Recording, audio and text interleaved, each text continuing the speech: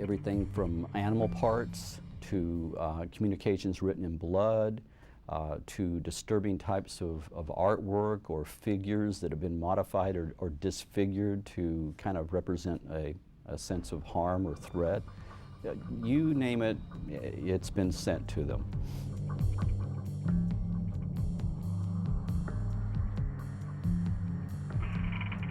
Many of them can get very disturbing because on the face of it, you look at a product like this that's been made almost kind of like for a Valentine's, or it's a romantic type of a heart-shaped box that somebody's prepared.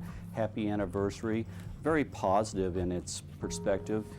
And yet when the intended person opens it up, if you can see there's an old knife, box cutter, which is a disturbing contrast for the person that would otherwise get this, and would lead you to believe that somebody means you harm.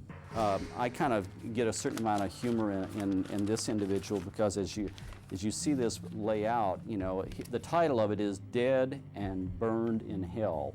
And it's a communication to a celebrity.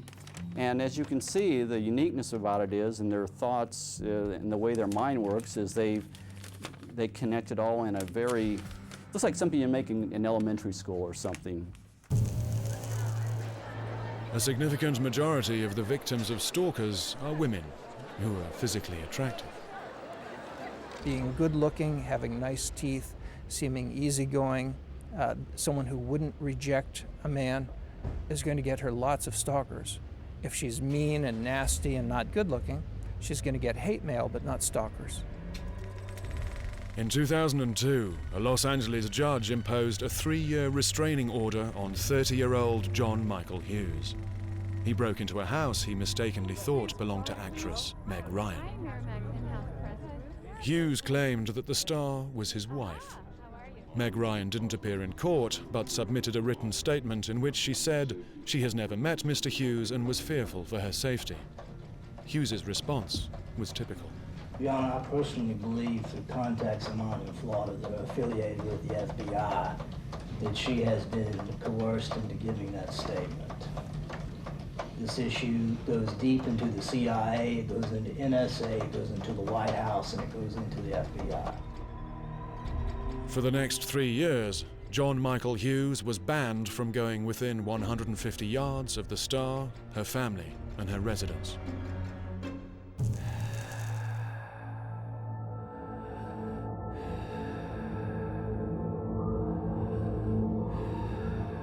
One of the most common disorders found among stalkers is schizophrenia.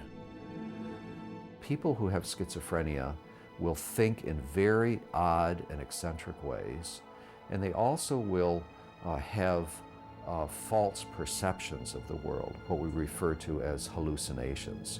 So they will oftentimes hear voices, sometimes they will see things that don't exist, and they have very odd and eccentric relationships to other people. A recent development in television is the glamorous and sexy female newscaster. We also see a very curious difference between female newscasters and film stars. And that is that female newscasters will look directly into the camera, and they're not creating a fictional personality.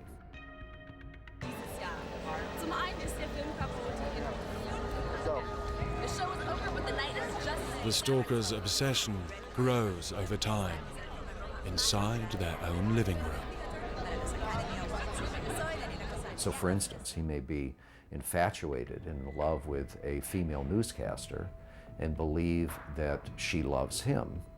And then in his mind, he decides that, well, whenever she's going to wear that red blouse that she wears, she's sending me a signal of how much she loves me.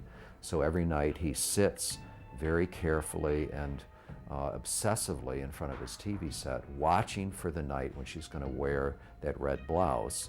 And when he sees it, he knows once again that she is very much in love with him. When British newscaster Jill Dando was shot dead on her doorstep in 1999, it shocked the nation.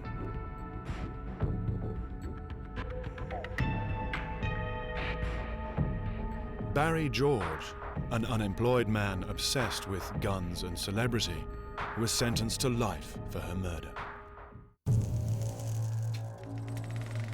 In 2001, Matthew Hooker was ordered to stay away from Nicole Kidman after being accused of harassing the actress. In court, Hooker claimed that after meeting Kidman in a bookstore where she had flirted with him, he decided to visit her at home to ask her out on a date. And I said, "Is Nicole home?" "No, who's asking?" "This is Matt Hooker. I have flowers and I'd like to take her to the ballet." There was a brief pause. "No, no one's home." And I go, "Well, shall I just leave the flowers in at the gate?" "Well, all right." That was it. But Kidman's bodyguard said Hooker seemed violent and mentally unstable outside the security gate. I became a little concerned for my personal safety, and I had to put up my hand and stop him from getting any closer to me. And at which point I asked him where his vehicle was, and he took off running from me. After hearing both testimonies, the judge decided to issue a 3-year injunction prohibiting Hooker from harassing Kidman. But Hooker was defiant in the face of the law. This woman has severely wronged me. I've lost jobs. I've lost work because people have said, "You're a stalker." I've literally lost a lot of things already. I've lost economic opportunity. This is severely, severely damaging. In a bid to clear his name, Hooker went on to file a $200 million defamation suit against Kidman and over 80 media publications for referring to him as a stalker. The restraining orders remained in force, but Hooker's campaign for notoriety continues. The most sensible way to look at this is that harassment comes in lots of different styles. When harassment involves following someone, lying in wait, or showing up for an unwanted visit, then it deserves the term stalking.